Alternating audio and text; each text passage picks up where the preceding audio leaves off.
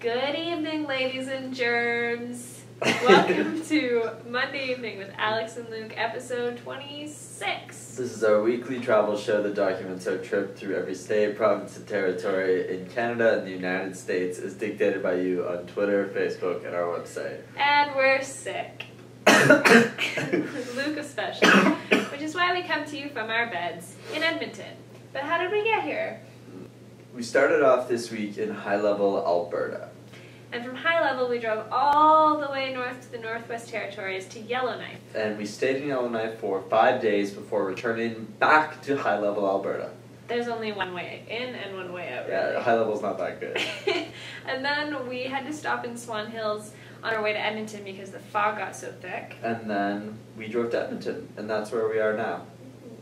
Our favorite city this week is Yellowknife in the Northwest Territories because it is an amazing, amazing city. And it is a city. There's got to be not many places like it on Earth. Agreed. And I think all the people who end up moving there realize after maybe visiting for a couple months that it is such a great place, and they end up staying. We heard this story again and again. It's a melting pot of different cultures. Oh yeah, it's so diverse. And you can go to the Old Town. Yeah. You can live on a houseboat. Yeah. You can go dog sledding, ice fishing, normal fishing, hunting. Midnight golfing in the summer. I love Yellowknife. It's such an amazing place. I really hope I get to go back. If I don't go back to Yellowknife in my lifetime, I'm going to be furious. Me as well. Our favorite sleep this week is the Yellowknife Inn. That's where I wish I was sleeping right now, because that bed was comfortable. It was really comfortable. The hotel really had all the comforts of any modern hotel that we've stayed in. Recently renovated? It was recently renovated, and it's centrally located. Exactly. It's awesome because Yellowknife can get very cold in the winter. Mm-hmm. There's like a mall attached to it, so you can go get your coffee, your Yeah. breakfast, without having to brave the cold and put out your parka. Very true. And the staff was all very, very friendly. And you know how you know a hotel is really good? How? If the government legislature used to meet there prior to a building being built for them. Yeah, that would mean a hotel is good, but what does that have to do with the Yellowknife Inn? So the Yellowknife Inn used to house all government meetings for all of the Northwest Territories, and that included when none of it was a part of the Northwest Territories back in the day. That's impressive. That doesn't happen at your Ramada. That's true. Very true. Maybe it does. Maybe it does. Who's to say? No. No. Our favorite meal this week occurred at a restaurant, or restaurants, called Twist and Fuego. Twist on the upstairs and Fuego on the downstairs. What's funny about this is I was talking with my old roommate, my mom. Your mom. Yeah. And I was like, yeah, just meet me at the Martini Bar in Yellowknife. We're like, oh. And there is one, and it's called Twist. Yeah.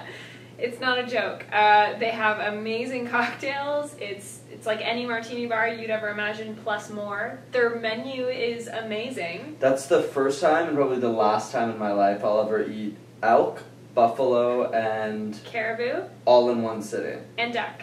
And duck. And smoked salmon. And smoked salmon. All together. Yeah, that was the menu there was good. So when you go to Yellowknife, you want to taste the culture, like city culture. Go upstairs, grab a couple drinks at Twist, go downstairs, have an amazing meal at World-class Fuego. meal. Better meals than I've had in Manhattan. Yeah, I don't know what we were thinking. It's pretty... I don't Shame know. on us. Shame on us for not thinking that that would exist in the Northwest Territories, but it does, and it's delicious. Our favorite attraction this week is the Aurora Borealis. And why, personally for me, it's our favorite attraction is we arrived in Yellowknife and looked at weather conditions and it was cloudy, so although the aurora is out, Cloudy. you can't see it behind the clouds. It's true. So we waited, night 1, no, night 2, no, night 3, no, blah, and then our last night, James from Astronomy North took us out at about 11. We meant to stay out for half an hour. If we didn't see it, we're going to go back in. We ended up staying out till 2 in the morning. Just looking for a glimpse of the aurora. And it kept kind of sneaking out of the clouds every once in a while, but it gave me enough of a glimpse to know that I definitely want to go back and see, like, the big show. Yeah. But What? you can't see the big show. Why? Because James works for an amazing company called Astronomy North, and they have webcams that you can watch the aurora every night on. Really? Or Or? wake up the next morning and watch it, the replay. What company is this again? Astronomy North. Go to astronomynorth.com and check out the aurora. And for sure, you'll be planning your next visit to Yellowknife to check it out in person, because it's unreal. Can I say one thing? Yeah. What's really cool about looking at the aurora in Yellowknife is it's all around you. And sometimes the aurora is called the Northern Lights, because if you're in a different part of the world, you have to look north to see it. But when you're in Yellowknife, it's everywhere, all around you. The whole sky lights up. And although we weren't able to do that on our night, apparently it's so bright you can read a book under it, as long as the book's a work of fiction. I want to go back. I want it. Okay, so we're lined up for coffee because we think that we're going to meet Steve and James from Astronomy North and Steve from Yellowknife to talk about the Aurora Borealis and to talk about Yellowknife and yada yada yada. So we're standing in line waiting for our coffee, and then Steve bursts in and says, I hope you're getting your coffees to go. And then James bursts in and says, we're going dog sledding. And we're like, ah! So we follow James out, we jump in the car, he throws a parka at you to wear, he takes his coat off his back, gives it to me for me to wear, drives us to our car, he brushes off our car, he tells us not to tell anyone he brushed off our car. Then we got in our car, followed him, and end up at Beck's Kennels. And Beck's Kennels is basically run by Grant Beck, who is a world champion dog sledder. He had a flight to go to in an hour, but he got his dogs all ready with his German worker Christian, who got the dogs all together. The dogs are barking like crazy. There's 100 dogs all around. Then we ended up going dog sledding. It was amazing. Yep. Steve, you and I, we all just sat in the back and watched dogs do their thing. It was unbelievable. And to think, we thought we were going for a coffee. 30 minutes earlier, I thought we were just going to be sitting there on Wi-Fi. It was one of the coolest experiences of my life, and I didn't even know 20 minutes before it happened that it was going to happen. Mm-hmm. It's awesome. Much like childbirth. Our favorite song this week occurred due to our surroundings while driving from Yellowknife south to High Level. So basically, we're driving through the most pristine, gorgeous, surreal forest covered in snow. The sun is out, there's wood bison everywhere. I swear if I looked hard enough, I would see cartoon animals trimming the trees with shiny balls. Because it was beginning to look a lot like Christmas. So we put on some Christmas tunes. And Sufjan Stevens, I'm not sure if you know him as an artist, but he has 4 Christmas CDs that should be a staple to every home's festive music repertoire of 2010. We listened to all of them. All 4 in a row. It just made sense. It was so beautiful. Yep. Deck the Halls. That's not a song. Yeah.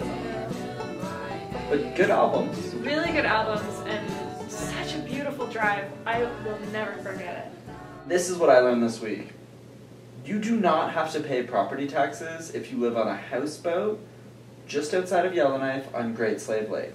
On the summer, you paddle out to your houseboat, and in the winter, you can either drive out or skidoo out. Or walk. Or walk Or out. skate. Maybe. But these houses are beautiful. They're these beautiful 2-story homes, and they're literally right out on the lake. People are living off the grid. There's no electricity, and they're living the dream. There's some downsides, though. There's no insurance. Yep. And you're living on ice in the winter. Correct. So it has been known to have your car plunged through the ice. Correct. But you know what? Government propaganda. Also, what about the slanty houses? Sometimes houses freeze. You know what? You can read up on it, but just take the good stuff, not the bad. You can live without property tax for free on Great Slave Lake in Northwest Territories. Look it up. That's it. That's episode 26 of Monday Evening with Alex and Luke. We need to sleep now. We are very sick. Thanks for tuning in. We'll see you next week. Not many weeks left. alexandluke.com. Look for me another day. I feel